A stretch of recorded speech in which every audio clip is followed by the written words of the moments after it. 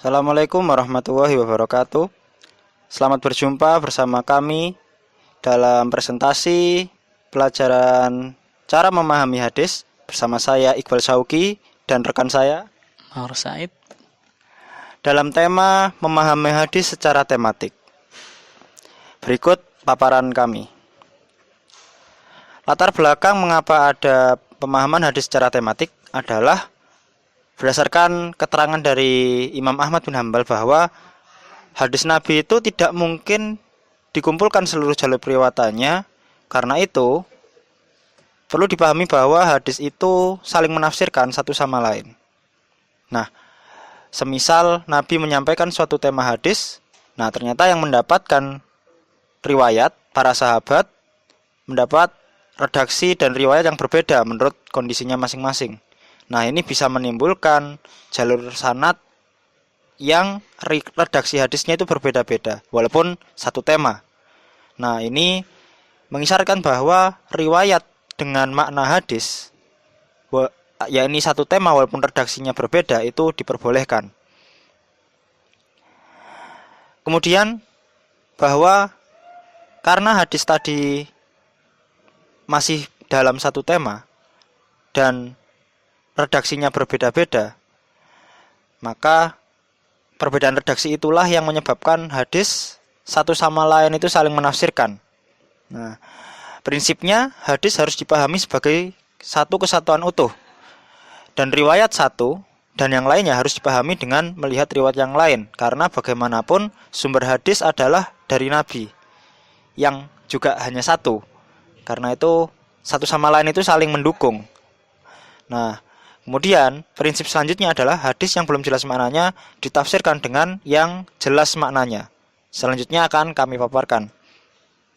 Nah, ini adalah 3 hal yang penting kita pahami, bahwa kita perlu memahami tentang keumuman dan kekhususan redaksi hadis atau am dan khos, kemudian tentang pemahaman tentang mutlak dan muqayyad, dan tentang mujmal dan mubayan. Apa itu? Nah, hadis dengan riwayat yang umum perlu dipahami secara khusus. Nanti kita paparkan apa itu maksud riwayat umum dan yang khusus. Kemudian hadis yang mutlak dan muqayyad.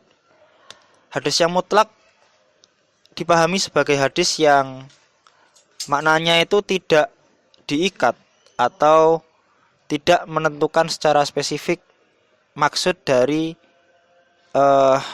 objek hadis tersebut.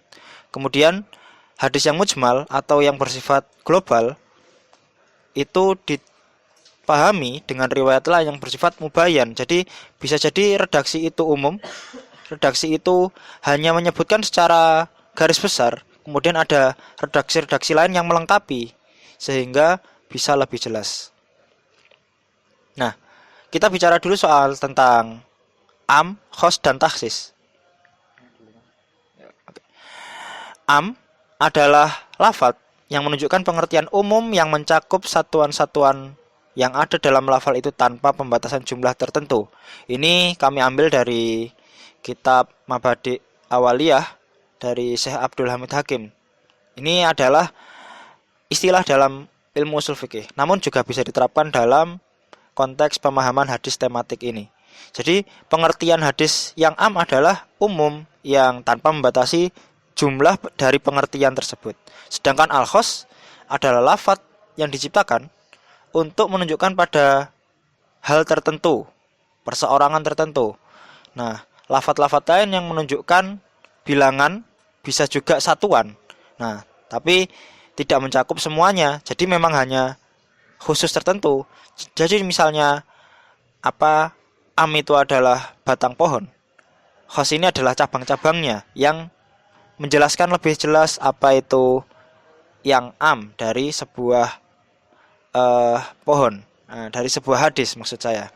Nah, sedangkan taksis ini adalah bentuk bagaimana khos itu dipahami dari lafadz yang am. Selanjutnya tentang mutlak dan muqayyad, masih dari Syekh Abdul Hamid Hakim dari kitab Mabadi' Awaliyah. Mutlak ialah lafal-lafal yang menunjukkan kepada pengertian tanpa batas yang tersendiri. Jadi kurang lebih sama, hanya saja mutlak ini terkait pengertiannya. Nah, kemudian muqayyad ini menunjukkan muqayyad sebagai pelengkap dari mutlak adalah lafadz yang menunjukkan pengertian mempunyai batas tertentu. Mutlak ini bisa saja lafadz tersebut semisal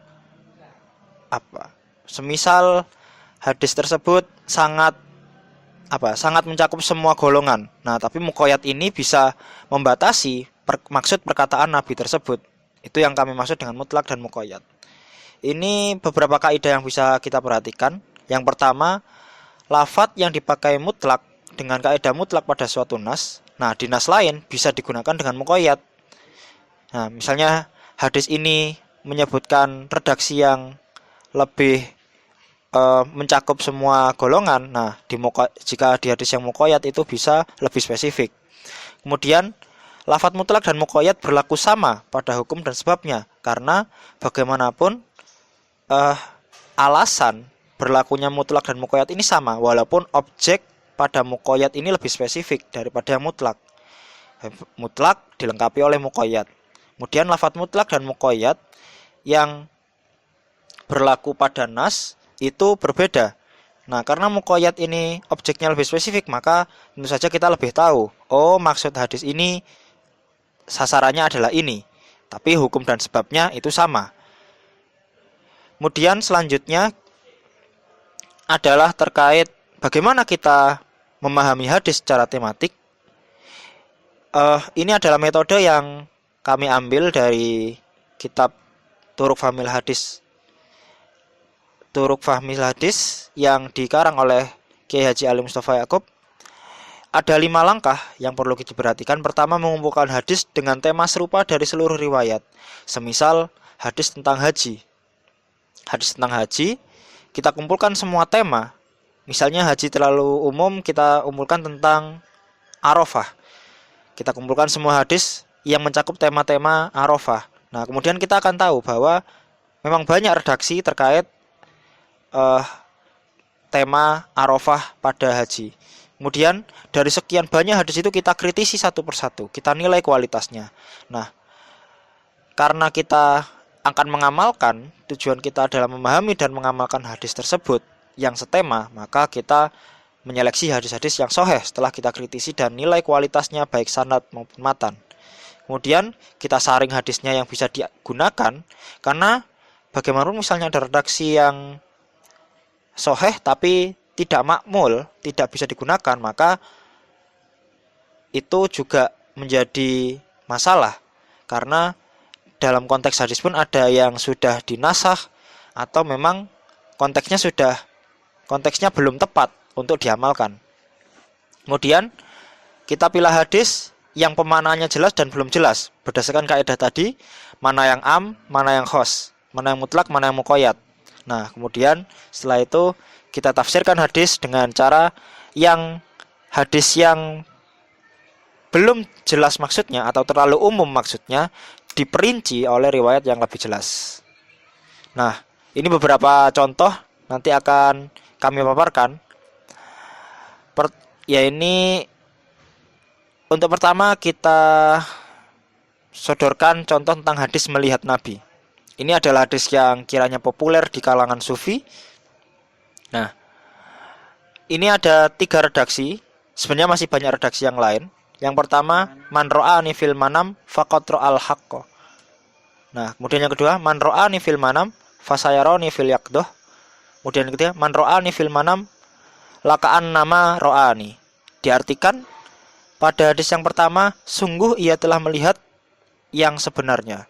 Jadi, yang melihat Nabi dalam mimpi adalah melihat yang sebenarnya. Kemudian yang arti yang kedua adalah maka ia melihat Nabi dalam mimpinya itu seakan-akan melihat dalam keadaan terjaga. Nah, kemudian hadis yang ketiga artinya adalah barang siapa melihat aku pada tidurnya, maka seakan-akan dia melihat aku. Nah, ini banyak sekali redaksi hadis yang setema. Nah, apa masalah dari hadis ini? Nah, ini kontroversinya adalah hadis yang pengertiannya dianggap jelas adalah lakaan nama ro'ani. Barang siapa melihatku saat tidurnya, maka seolah-olah melihatku dalam keadaan terjaga. Nah, ini ada bagan yang coba kami buat. Ini kontroversi mana hadis. Bagaimana bisa Nabi bisa dilihat dalam mimpi?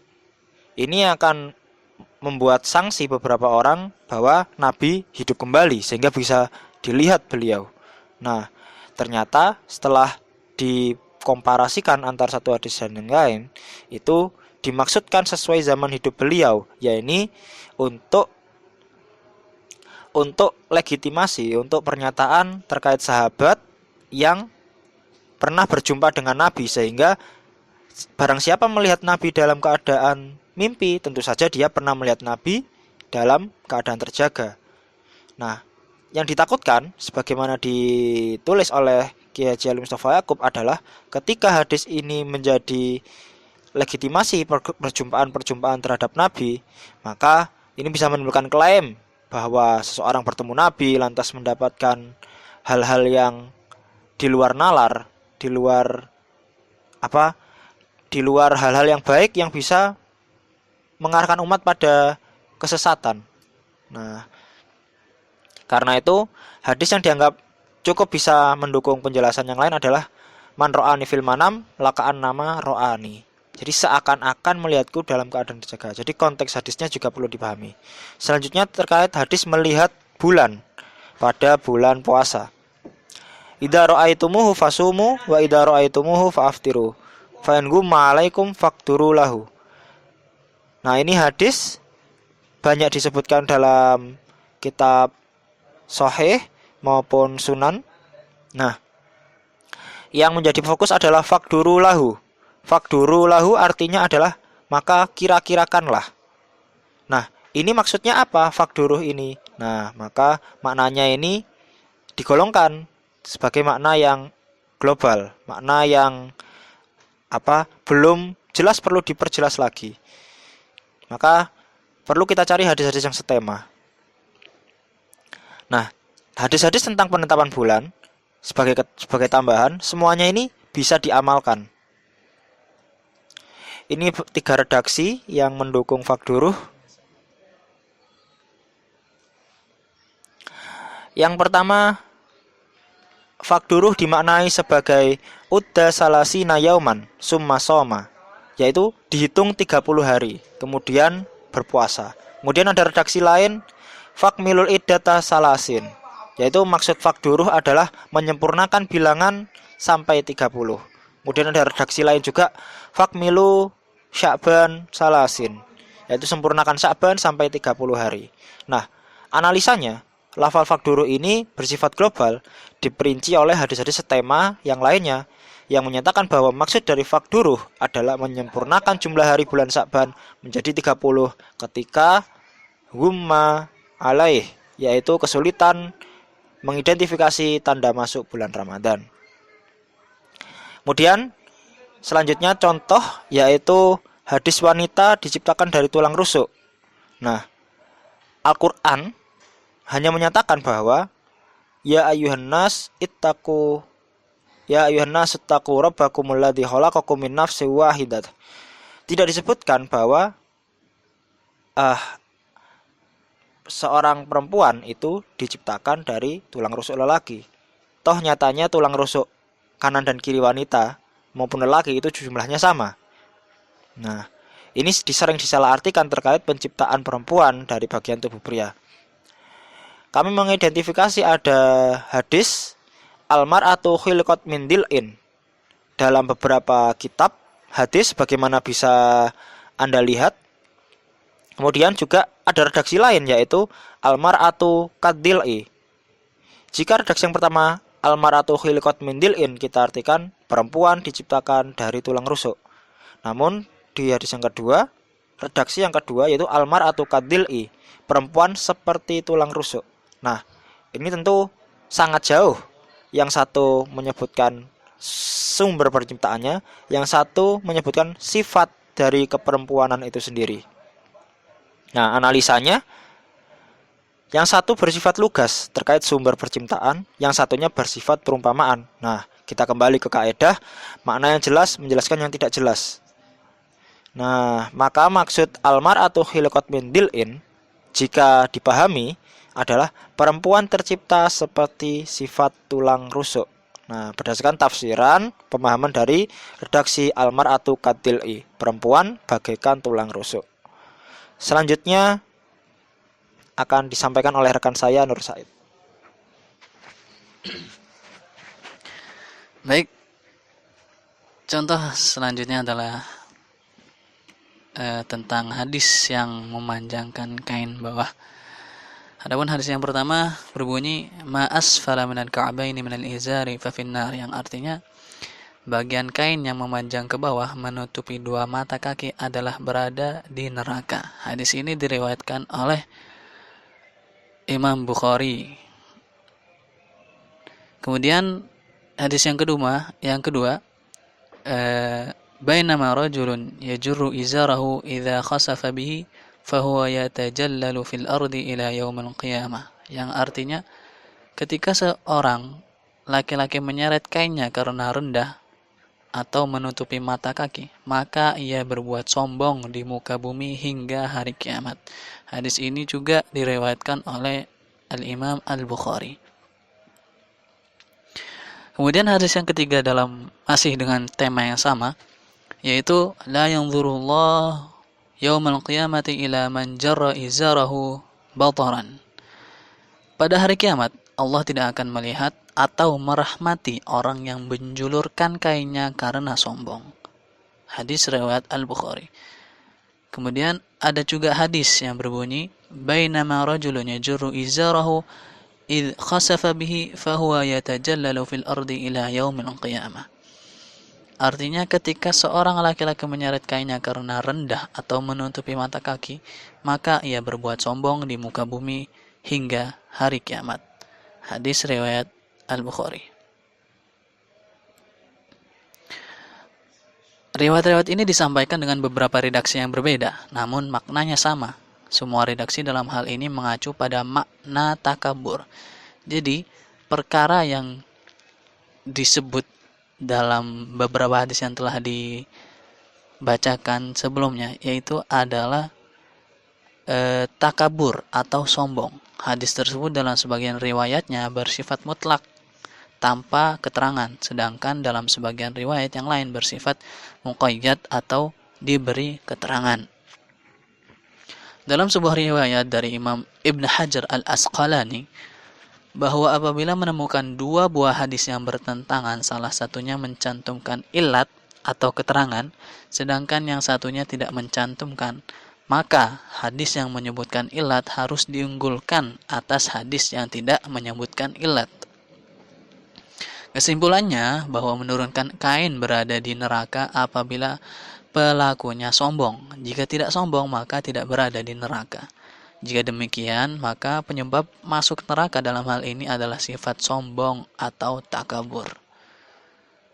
Ada sebuah hadis yang diriwayatkan oleh Imam Muslim dari Ibnu Mas'ud yang berbunyi la yadkhulul jannata man kana fi qalbihi mithqala dzarratin min kibarin, yang artinya apabila sifat sombong menjadi ilat atau alasan yang dapat dampaknya masuk neraka, maka setiap pakaian yang dikenakan dengan sombong, pemakainya akan masuk neraka.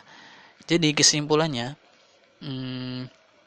yang dipermasalahkan sini adalah sifat sombong. Entah itu berupa sarung, ataupun pakaian, ataupun hal yang lain, jika kita merasa sombong, maka itu tidak diperbolehkan. Nah, disinilah yang menjadi ilat kenapa bisa berdampak untuk masuknya seseorang ke neraka. Kemudian hadis yang selanjutnya ada hadis memotong rambut hewan kurban. Ada hadis yang diriwayatkan oleh Imam Ahmad dan Muslim, diriwayatkan dari Ummu Salamah radhiyallahu anha, bahwa Nabi SAW bersabda, "Idza dakhala al-'ashru min dzil hijjati wa arada ahadakum yudhhi, fala yamussa min sya'rihi wala basharihi syai'an hatta yudhhiya." Artinya ketika masuk 10 hari bulan Zulhijjah, sedangkan seseorang dari kalian hendak berkurban, maka janganlah menyentuh sedikit pun rambut atau kulitnya sehingga ia berkurban. Terdapat perbedaan pendapat pada rujukan kata ganti ha dalam sabda Nabi SAW, "Fala yamussu min sya'rihi wala basharihi syai'an hatta yudhi." Kata ganti ha di sini yang terdapat perbedaan pendapat, yang artinya maka ia tidak menyentuh apapun dari rambut dan kulitnya sehingga ia berkurban. Sebagian ulama mengatakan kata ganti ha itu mengacu pada orang yang berkurban atau yang disebut dengan bahasa Arab al-mudahhi. Maka yang diharamkan dalam hal ini adalah memotong rambut orang yang hendak berkurban. Sedangkan ulama yang berpendapat bahwa kata gantinya atau ha ini merujuk pada al-mudahha, yaitu hewan yang akan disembelih. Maka yang diharamkan dalam hal ini adalah memotong rambut atau bulu hewan. Nah, hadis ini termasuk kategori al-mujmal fil hadis. Untuk mengatasi hadis ini, kita dapat merujuk pada riwayat lain yang dalam topik yang sama, yaitu hadis riwayat Imam At-Tirmidzi dari Ummul Mukminin Aisyah radhiyallahu anha bahwa Nabi sallallahu alaihi wasallam bersabda, "Ma 'amalu adami min 'amali yaumin nahri ahabbu ila Allah min ihraqid dami innahu la ya'ti yaumal qiyamati biquruniha wa ash'ariha wa adhlafiha wa inna ad-dama la yaqa' min Allah bimakanin qabla an yaqa' min al-ardi fatibu biha nafsan." Artinya, tidak ada amal manusia pada hari kurban yang lebih dicintai Allah dari menyembelih hewan kurban. Pada hari kiamat nanti, hewan tersebut akan datang dengan tanduknya, bulunya, dan kukunya. Aliran darahnya sungguh akan sampai kepada Allah di sebuah tempat sebelum menetes ke tanah. Maka perbaguslah diri kalian dengan hewan kurban. Adapun faktor penyebab yang menjadi keharaman memotong bulu dan kuku hewan kurban adalah agar semuanya menjadi saksi hari kiamat bagi pemiliknya. Kesaksian hewan kurban ini hanya relevan jika mengacu pada pemahaman bahwa yang diharamkan adalah memotong rambut atau bulu dan kuku hewan, bukan rambut orang yang berkurban. Wallahu a'lam.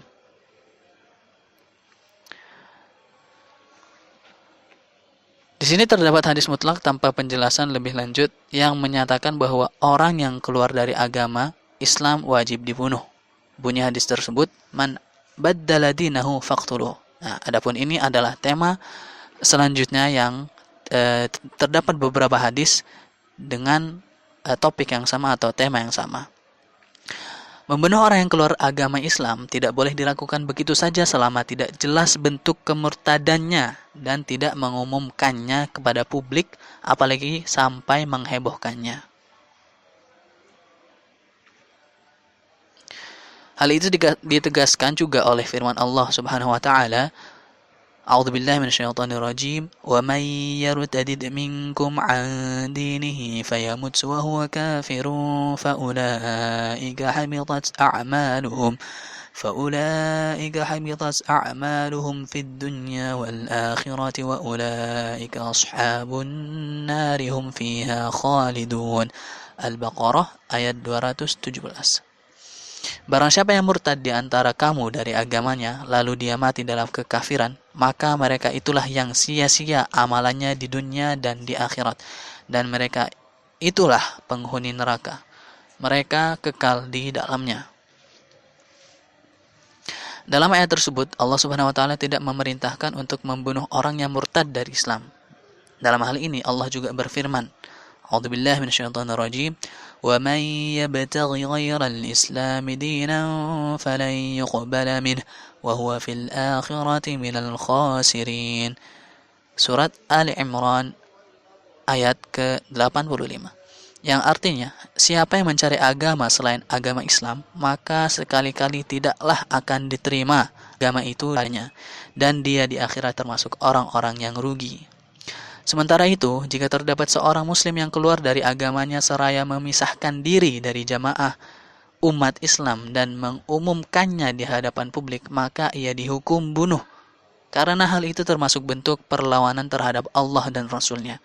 Terkait hal ini, kami kutipkan pendapat Fadilatul Syekh Dr. Muhammad Sa'id Ramadan Al-Buti dalam kitabnya Allah amil insan ayyuhuma aqdaru ala ri'ayati huquqil insan. Wallahu a'lam bissawab.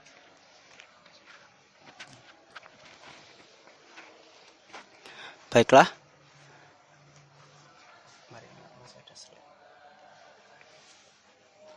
Ya, ini ada beberapa tambahan dari kami terkait hadis-hadis yang bisa diambil contohnya.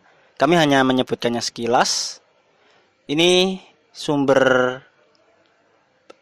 hadis-hadis ini adalah dari buku Jilbab karya Profesor Quraisy Shihab. Sekilas kami sebutkan. Ini hadis pertama, intinya adalah bahwa seorang wanita yang telah balik tidak boleh tampak wajah dan kedua telapak tangannya. Hadis ini oleh Albani dihukumi mursal, walaupun hadis lain yang sahih itu menunjang riwayat ini. Berbicara tentang aurat wanita, tentu banyak sekali perdebatan apakah seluruh tubuh, apakah wajah dan telapak tangan saja yang boleh dibuka atau ada batas-batas lain yang diperbolehkan oleh agama Islam. Hadis selanjutnya dari Abdullah bin Abbas. Sekilas dari hadis ini adalah sebuah cerita bahwa Al-Fadl bin Abbas pernah bersama Nabi dan melihat seorang wanita. Al-Fadl melihat kepadanya dan wanita tersebut melihat kepadanya. Di sini bisa dipahami bahwa melihat seorang perempuan itu diperbolehkan, melihat wajahnya, tangannya. Karena itu hadis ini digunakan oleh ulama untuk mendukung bahwa aurat wanita bukan seluruh tubuh. Kemudian hadis ketiga, suatu ketika setelah sholat Id, Nabi bersama Bilal.